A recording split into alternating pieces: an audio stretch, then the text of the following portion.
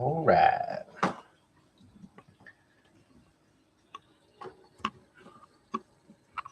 You guys set up here in the proper spot.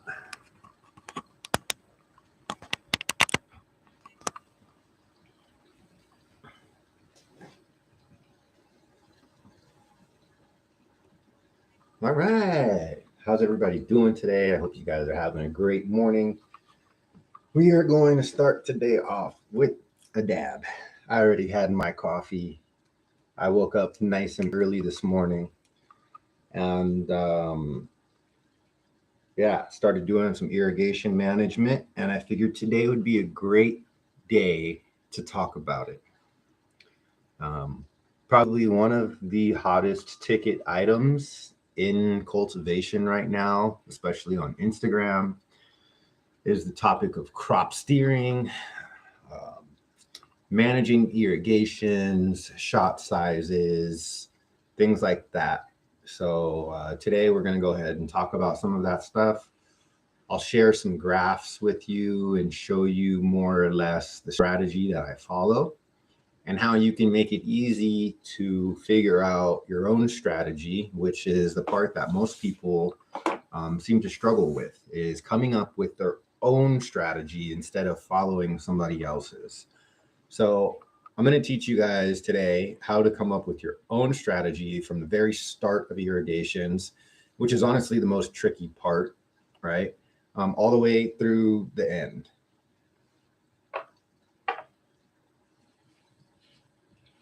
So let's get it. Cheers. Oh, my hair gets long. My scalp gets itchy and fucking bothers me. All right.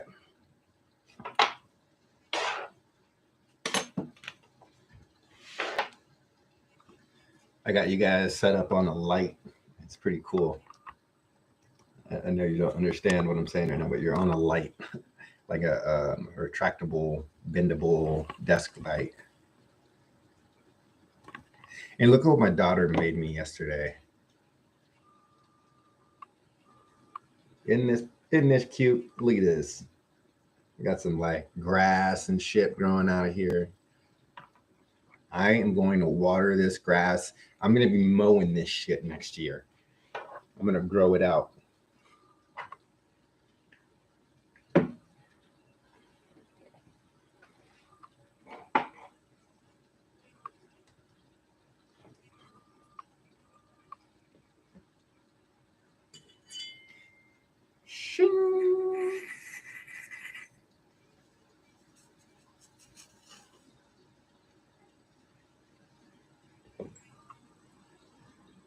Run IPM on the grass. Bruh, I got some beneficial predator mites coming. I'm about to put some predator mites in there. Ugh,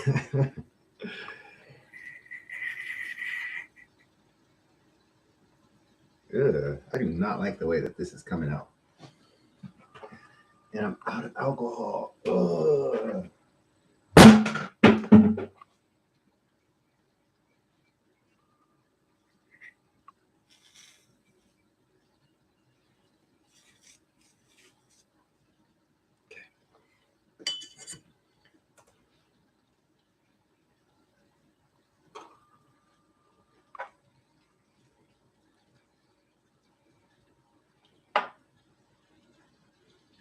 Mm-hmm.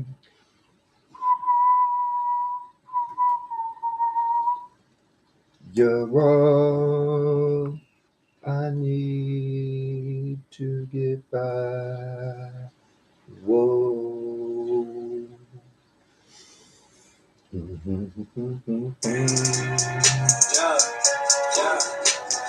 I got a smoke, I'm getting to that. I need the thirst, now give me the glass. You got a smoke, I'm looking gon' last. When I'm spot, I'ma get on your ass. When the Solventless, they can make class. $free, just don't hate on my man. Hit that like button in the sheriff. Can't sheriff, you slap, probably the man. Probably the man. Yeah, what are we for? Then I lead us in order. But I had gone my face. And I did that, but I take me another rip. Walk to the end, and I slip. He has to tell my never rip with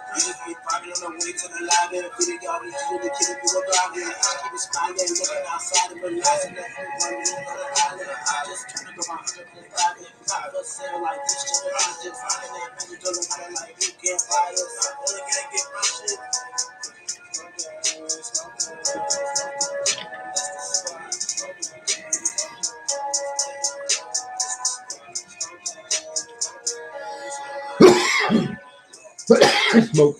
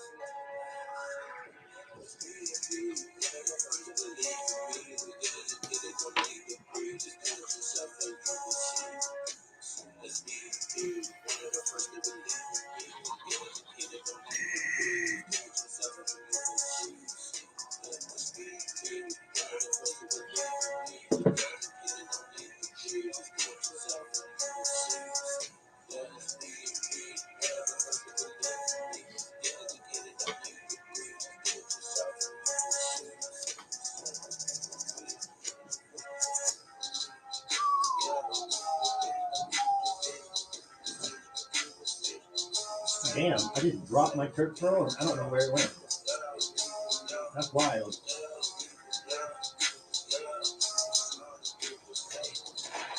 There it is. It landed in my garbage can. I found it.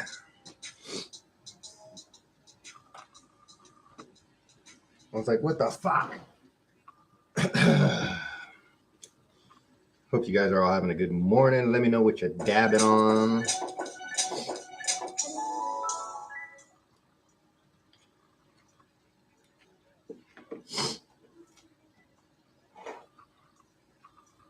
All right. So we're going to talk about irrigations, like I said. And the first thing about irrigations is you need to understand that there's no secret recipe for the amount of dryback you're looking for in between irrigation events. Now, there are some loose guidelines that you can follow that are going to give you a good starting point for your irrigations. Hold on. All right. So when you're talking about starting your irrigations off, let's say you just planted fresh seedlings or fresh clones. The standard, or what's widely accepted, is to allow the plants to root in, right? Which means no irrigations. Allow them to root into the new medium for several days. Depending on the medium and how much water it holds, it could be anywhere from 3 days, like in cocoa, up to, a week or two in rock wool or soil, right? Now, the way that you know it's time to start your irrigations, even without a sensor detecting water content, is you're going to see new growth start to form. When you first plant your clone or your seedling, it's almost going to be stagnant, almost dormant, if you will. The roots are not established yet. There's no actual drying back. There's not really a whole lot of uptake happening yet, right? Think of it like when you go to work. Your first couple of days at work are orientation, meeting people, getting used to the environment. You're not actually very productive right away, typically, right? And plants are the same way. For the first week or so that they're put in the medium, they're not going to be especially productive. And that's because they're getting settled. Once the plants are settled and the roots have been established, you're going to start to see a little bit more vigor right? The plants are going to start to grow. You might see new foliage. You might see the foliage that was already there become, it might have more turgor, right? It might stand up more, it might be praying more. So those are the cues that you're looking for that are going to indicate that your plant has successfully acclimated to its space, it's rooted in, and it's ready to be productive. That's also the same stage when you also might to see a little bit of a deficiency if your medium hasn't been charged enough, right? A lot of people don't apply nutrients at full strength on seedlings, right? They say the first week or so, depending on the medium, you don't need nutrients. So a lot of people will see where they plant seedlings in a hydroponic system without nutrients, and then within a week they already have deficiencies, right? So it's kind of like you have to be able to see the cues of, hey, this plant's starting to go deficient now. That means it needs more. It's not getting the uptake it needs. It needs more nutrition. It needs more water, right? Or an even more obvious sign is just the weight, right? The gravitational weight of your medium. If you pick it up when it's fully saturated and you first planted your clone or your seedling, you feel how heavy it is, and you go back a week later and it feels 20% lighter. Hey, you know the plants have started drying back the medium, so the roots have established and they're settled in. So that is how you know it's time to start your irrigation cycle.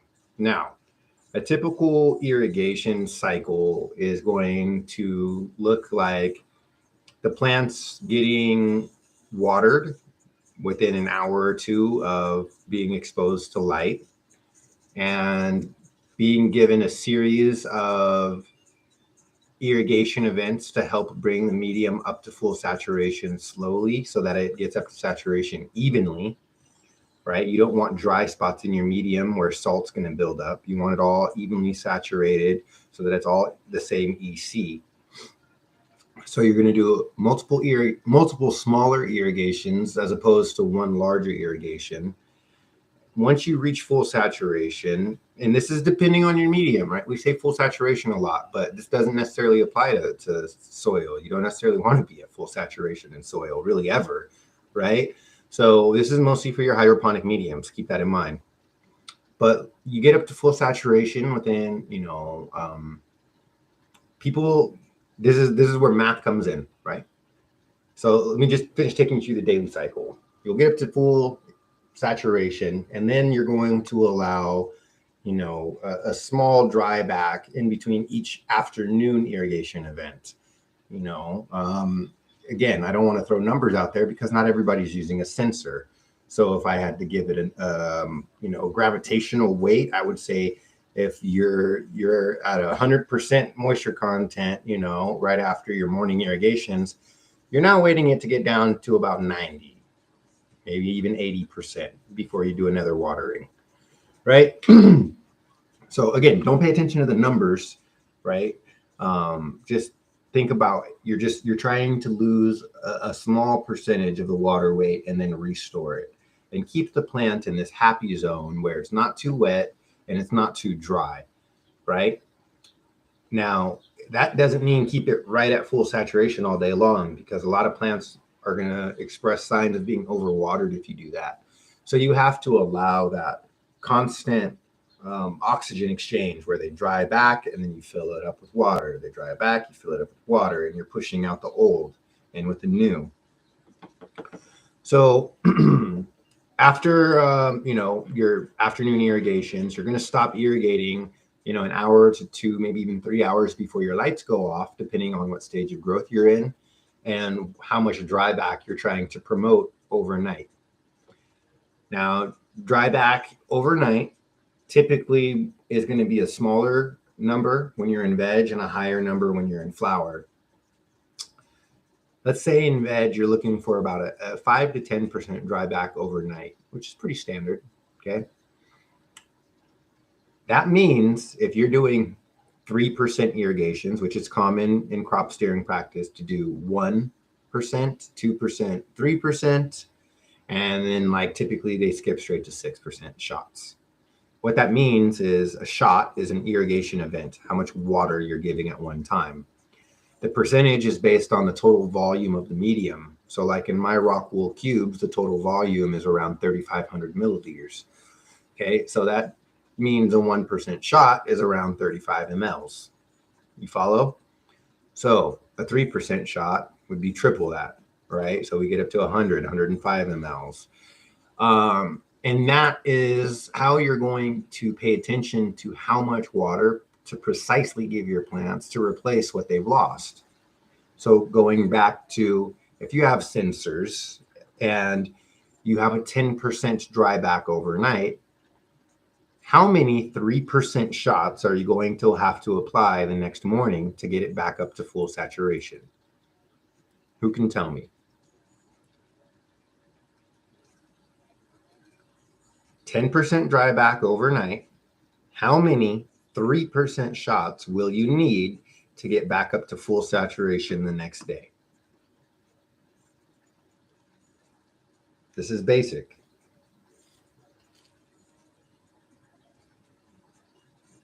There you go. AJ got it. You're going to need 3, right? At least 3, and that's going to get you up to 9. So you're still going to be a little bit short. So you're going to need to go with 4 irrigations. Okay. So I'm looking at your answers. Exactly. If you had a 15% dry back overnight, you're going to have to do 5 3% shots to get it back up to full saturation. You follow?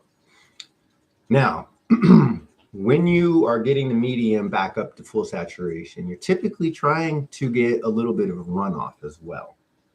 So if you have a 15% dry back overnight, you might want to apply, 18% shot worth of, volume. So you would do, your 6 3% shots, and then you would end up with a little bit of runoff at the end of that cycle. Now, that cycle of first thing in the morning when the lights come on and you start your irrigations after the required amount of dry back has been achieved since last night, right? Let's say if the lights come on and you only had 10% dry back, but you want 15, that means you're not going to water right when the lights come on. It means you're going to wait until you get that extra 5% of dry back, so that now you're at your 15% dry back mark that you were trying to achieve. Okay.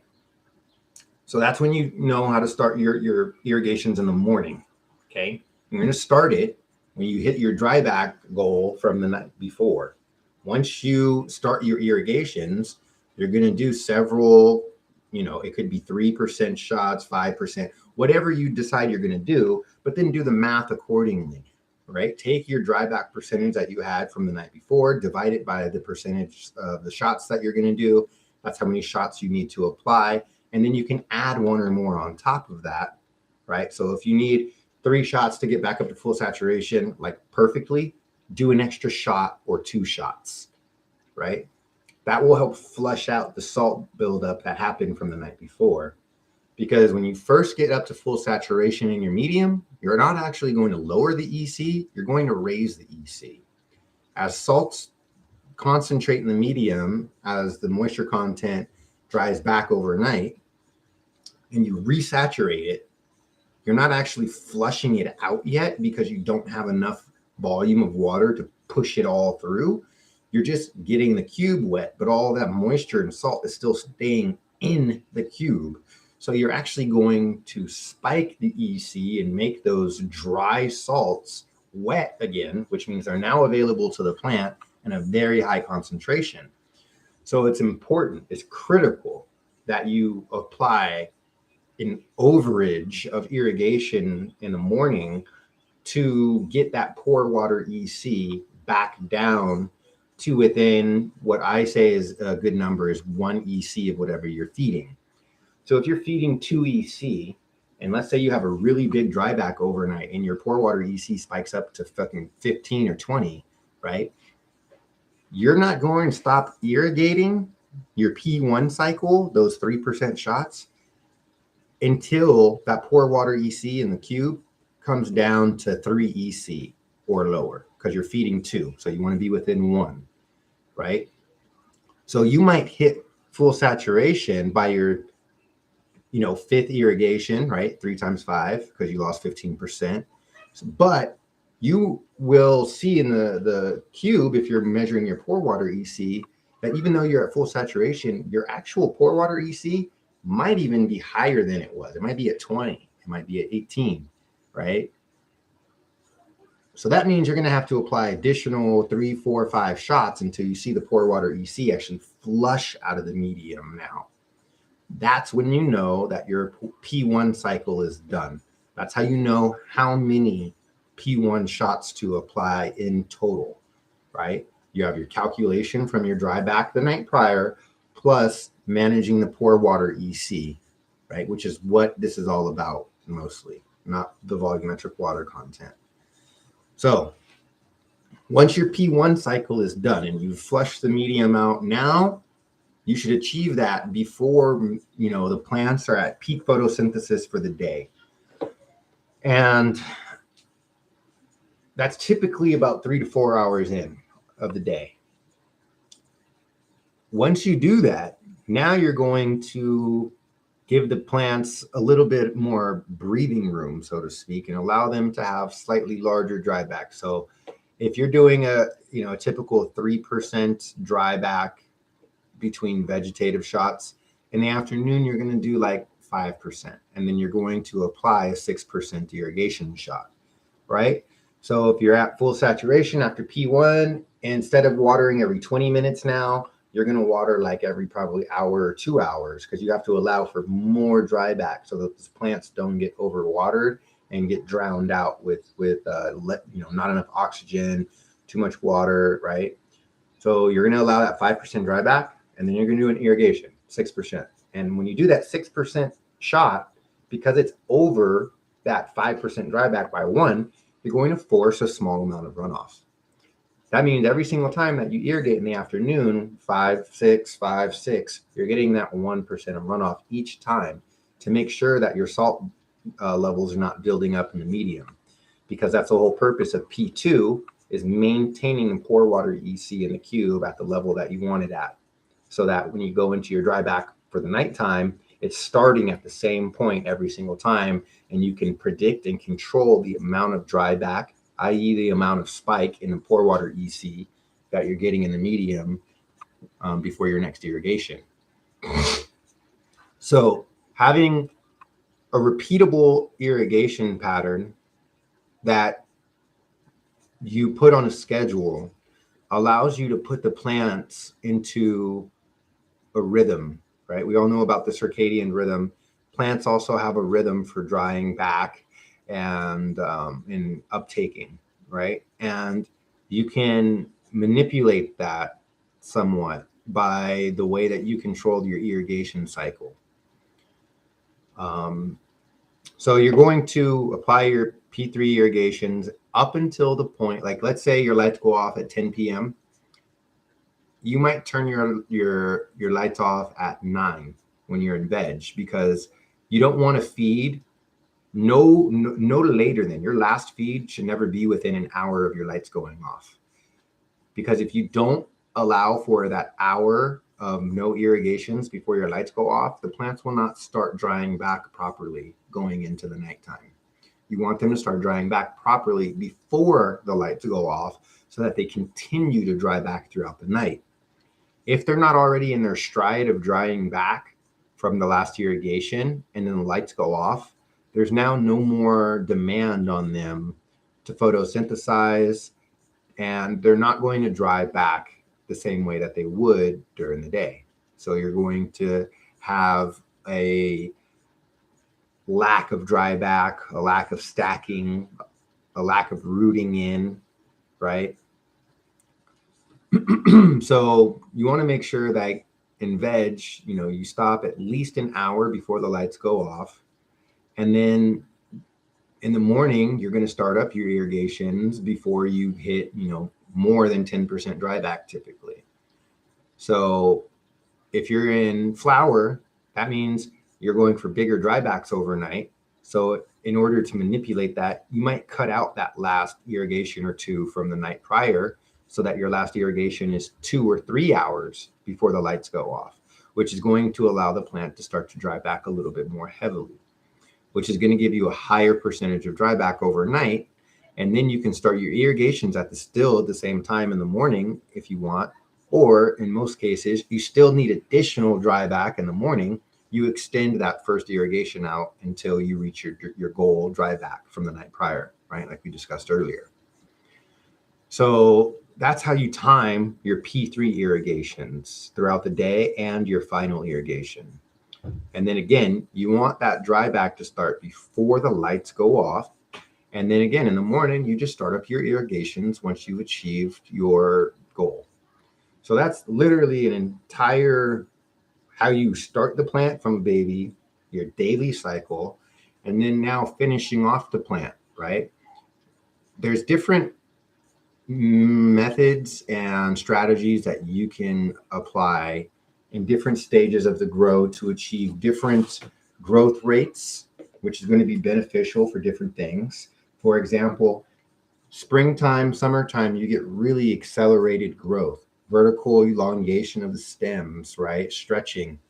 If you're trying to fill in a tall canopy and have long, thick branches, then you're going to run hotter temperatures, which is going to encourage faster dry back, i.e. more irrigations, and you're going to get vigorous, faster growth. If you're going for slower growth where you keep them shorter and more compact, you're going to run the room a little bit colder, right? But you're going to keep your VPD up, right? Which is going to encourage uptake still and dry back, but it's going to decrease the amount of vertical stem elongation, right? You're going to have less frequent irrigations probably because it's not as hot. Leaf surface temperature is lower, right? So they still have uptake, but they're not as thirsty, right? So there's certain manipulations that you can do. And as we all know, the way that you manage your canopy dictates your yield and your quality. If you have a poorly managed canopy, you're going to have poor quality and poor yield. If you have a well-managed canopy, and given all other things are done properly, you're going to have good yield and good quality, right?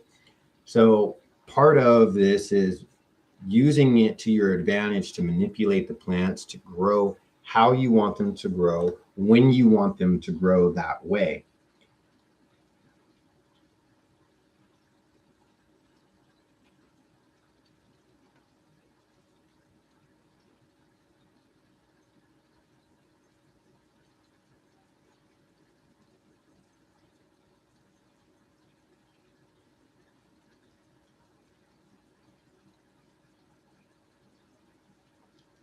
Sorry, Matt texted me, lost leaf Matt. Oh, sharp pain.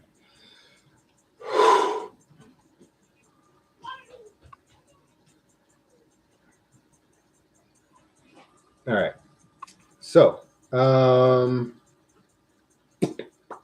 just checking for questions. No questions. Okay. So, when you're in early veg, you're maybe looking for more vigorous growth. You want the nodes to spread out more. Use that to your advantage, right? Push the plants hotter, push more irrigations, push a lower EC with more frequent irrigations.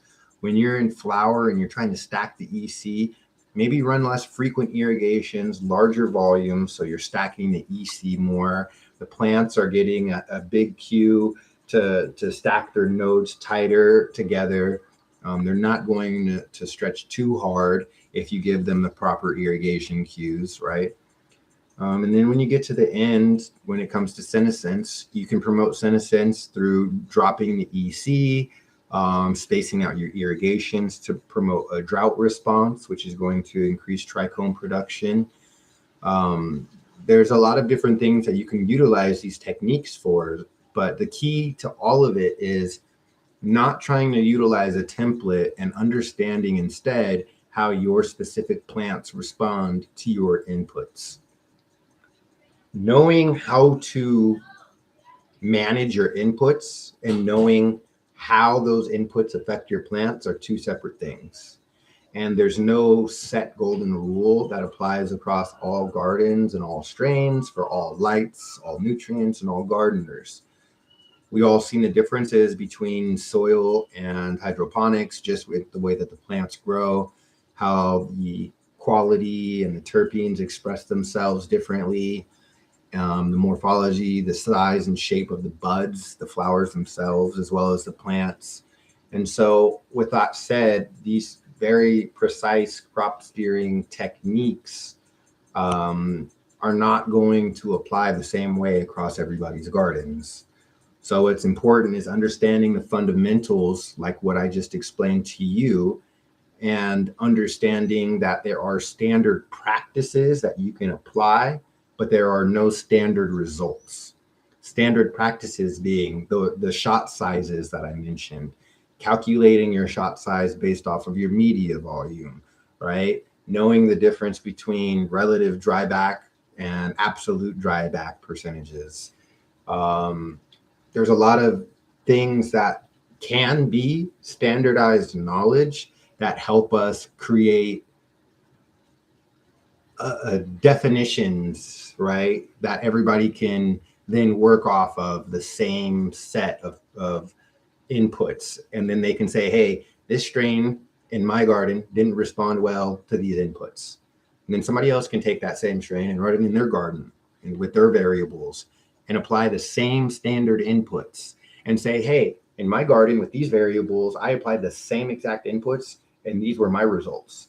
And now we can start to actually build solid data that can be confirmed across multiple people's gardens that's not subject to the variations that we all have, right?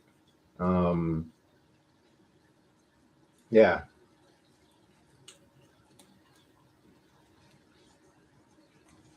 Hydro is great if you dial it in and get super technical. Most people do not have patience and professionalism to do that.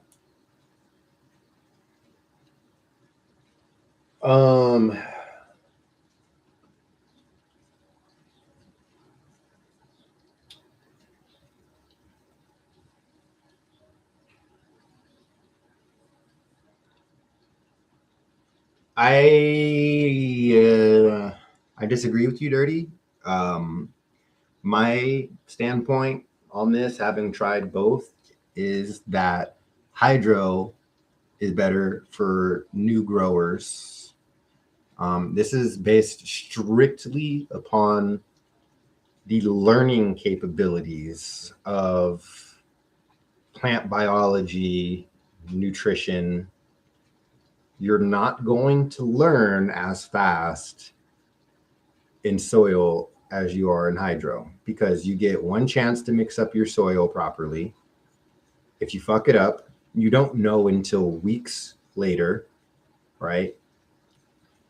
And then when you apply a corrective action, you don't know if that fixed the issue until weeks later.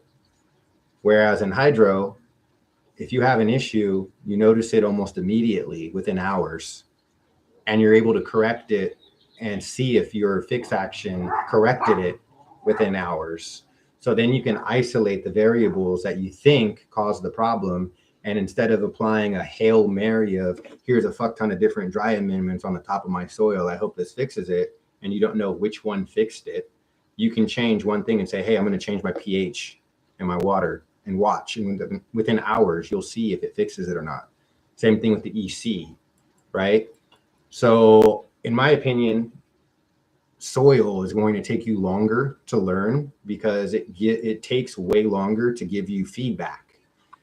So you're not going to be able to learn as fast in soil about the basics of how your inputs affect the plants. It's more of a very, very slow, easy process of, oh, I fucked up. Let me change it. Analyze what's wrong, take some samples, change it, and test again. And I'll find out in 2 months if that worked or not.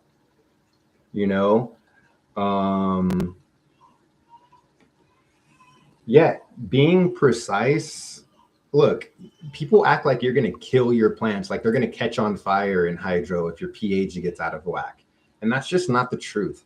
You know how many times my plants have gotten just plain tap water for multiple days in a row in the middle of a grow and have been pretty much okay for the most part. Like my pH has gone high, it's gone low. My EC has gone high, it's gone low. There's not really too many things that you're doing in hydro that's different in soil as far as like how you're going to fuck up. Like you can fuck up mixing up your soil recipe the same way you can fuck up in your hydro recipe. The only difference is your plants in soil aren't going to tell you that they're sick until weeks later. Whereas in hydro, they're going to tell you right away.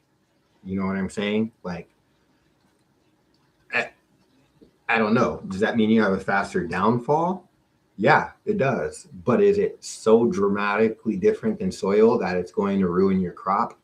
No, not unless you're a lazy grower who doesn't go in his room and every once in 2 weeks anyways.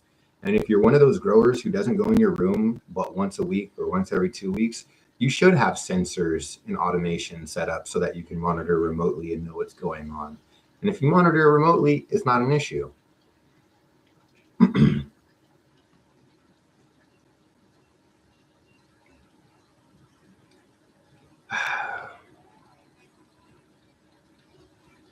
pH does matter. I don't know. Bro, don't come on my channel saying dumb shit like that. Like, this is not that channel. This is a channel that's based on facts, science, and research. So don't come in here saying stupid stuff like pH doesn't matter.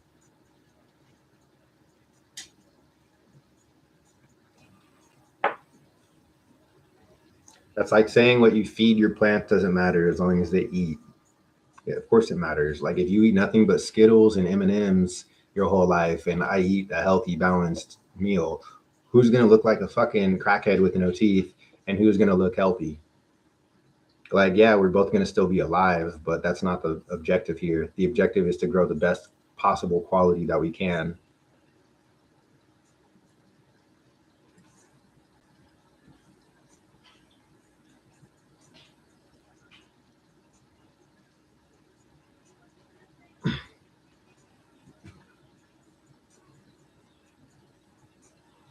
You can be using a scale and a webcam.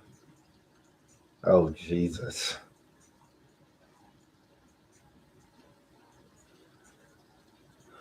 All right. Plants do care. Okay, look, if you're going to say wild stuff like that, at least drop a link to where you're getting your information from or your source. Otherwise, just shut up. Like, just shut up. You sound like you belong on the GML show. I'm gonna let you go over there and you can go hang out with GML's people.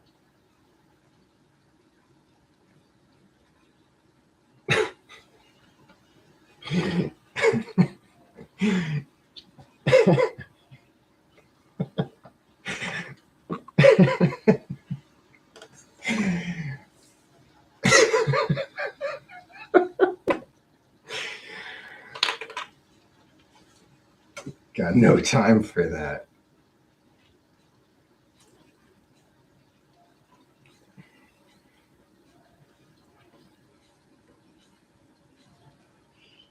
All right. So let's take a dab. That was a lot of talking. And then I'm going to show you guys some charts real quick and we'll take a look and see what's going on. I'm pretty sure I'm due for an irrigation event. Let me check. I'm not automating my irrigations yet. I'm still manually doing it right now. Doing it well. The last irrigation was definitely too long ago. It was 8:38. It's 9:52, over an hour ago. So I'm going to kick off an irrigation real quick. Shabuyaka. Shabuyaka, buyaka.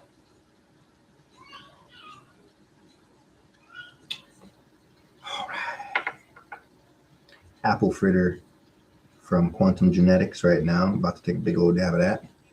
And the breeder I'm working with right now is Quantum Genetics. My one of my best friends, the homie. Got Plato Plomo crossed with Slurbert, and it's going to be fire.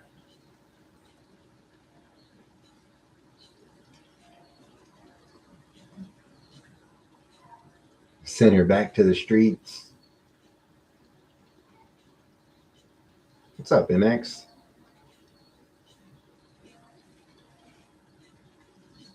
Aw, shit.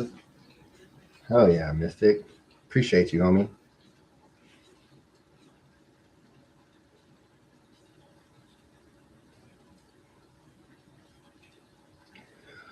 Okay, let's go in on this big old dabberoni.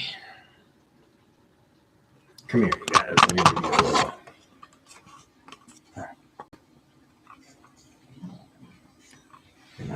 Get some better light here.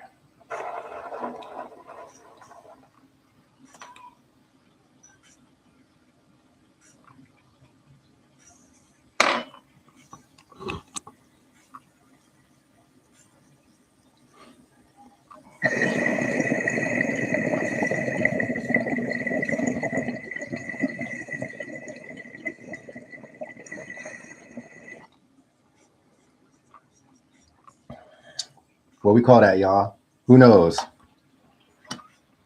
What's that called?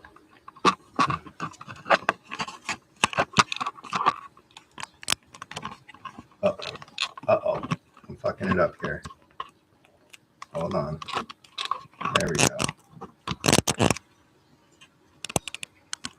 Must be the FedEx man delivering my bugs.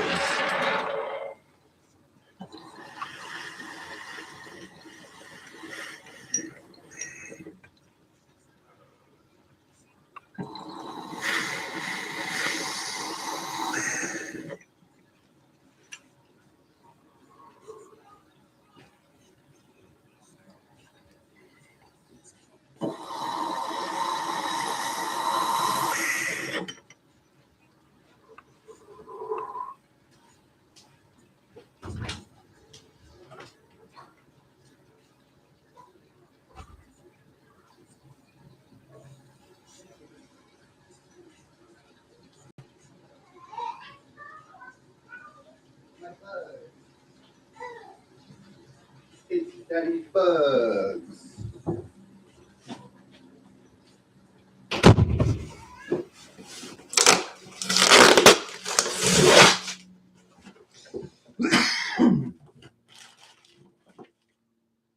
Stratiolap schmeidisch. Delosia coriata.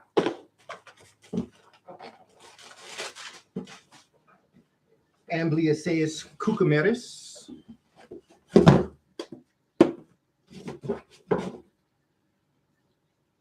More Amblyoceus cucumeris. They sent me 2. Did I order 2 on accident? Well, shit, I'm gonna hook my homie up with a big ass bottle of Amblyoforce then. Nematodes, SF nematodes. We're gonna go deploy some nematodes. Nematodes, nematodes. We're gonna go deploy some nematodes.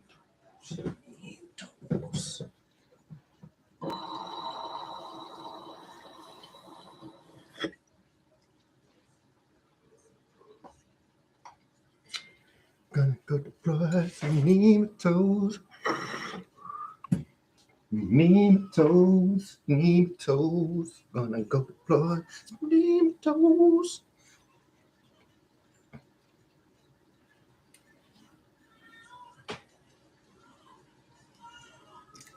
Ah, oh, son of a biscuit.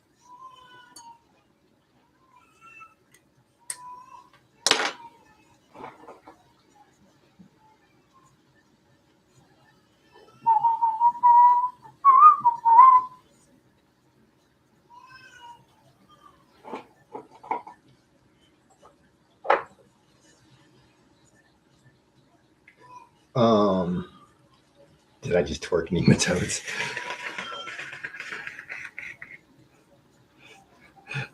No, I don't twerk. That was the nematode dance.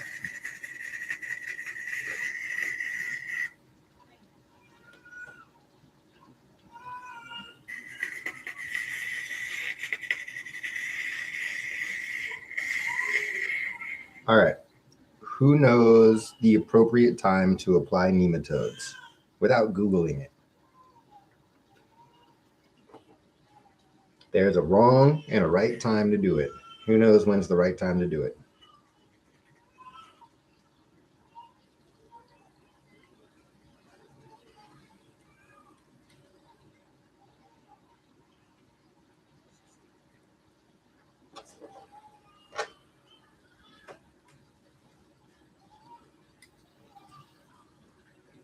Lights on or off doesn't really matter for nematodes too much.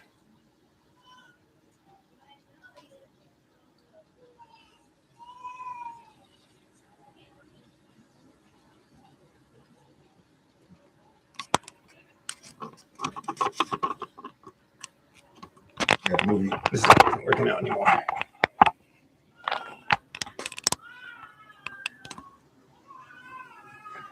No.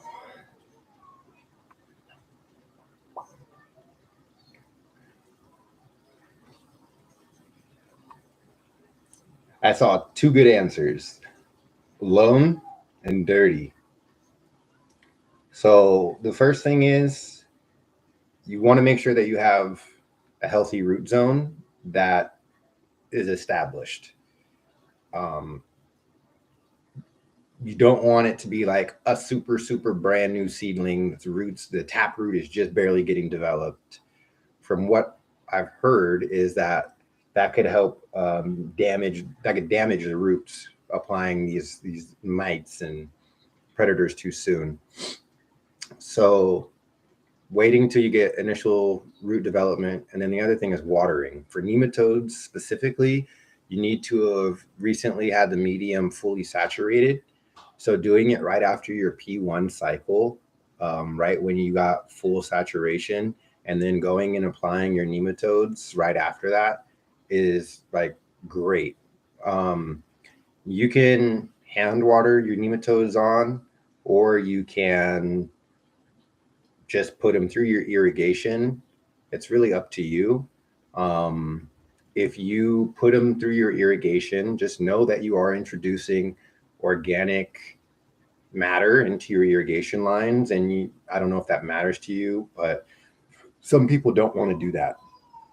Also, some people, depending on the pumps they use, they say it could kill the nematodes. I don't really believe that, but whatever. You could always just put them in a 5-gallon bucket with some water, mix it in. You can apply them by themselves, or you can mix in like other bacteria sometimes. So, that's a good time to apply like mosquito dunk, right? If you want to use, I forgot the Latin name, Bavaria something, the bacterial strain that kills off a lot of larvae and eggs and whatnot. And you can just get mosquito dunks or whatever. Yeah, you can use bacillus as well. There's a lot of different things that you can apply with nematodes. Like if you have a tea or a myco-insecticide, sometimes certain myco-insecticides are okay with nematodes and some aren't. So just make sure that whatever you're mixing your nematodes in with, that you verify that it's not going to kill them off. And the other thing is, you want to make sure your fucking nematodes are alive. So with that, 1 second.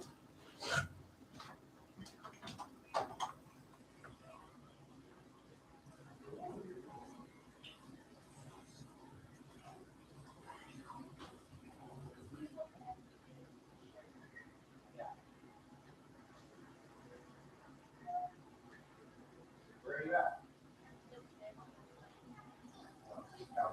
Oh yeah, I'll be right there. Go upstairs. It's in the office.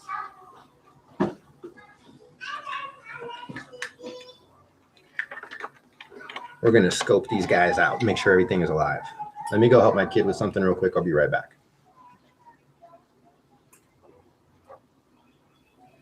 BT. Yeah.